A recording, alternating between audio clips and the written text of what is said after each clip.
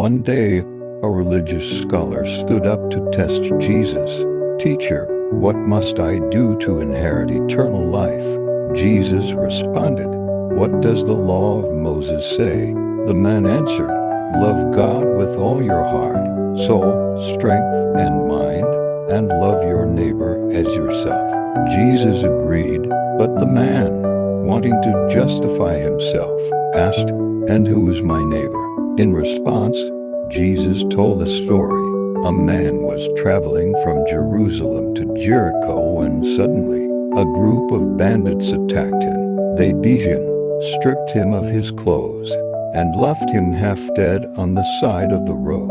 He lay there, wounded and helpless, hoping that someone would come to his aid. Soon, a priest came walking down the road. He saw the injured man but chose to pass by on the other side, unwilling to help.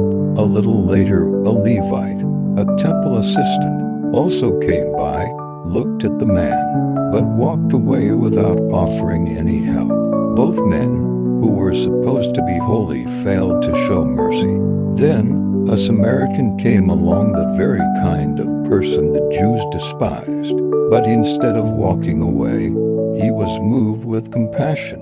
He treated the man's wounds, bandaged them, and placed him on his donkey. He took him to an inn where he personally cared for him. The next day, the Samaritan gave the innkeeper 2 silver coins, saying, "Take care of him. If his expenses go beyond this, I will pay the rest when I return." After finishing the story, Jesus turned to the scholar and asked, "Who was a true neighbor to the injured man?"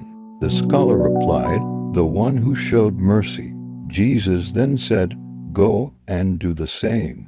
This parable teaches us that being a neighbor is not about race, religion, or status, but about showing love, mercy, and compassion to those in need. Jesus calls us to follow the Samaritan's example and love others selflessly.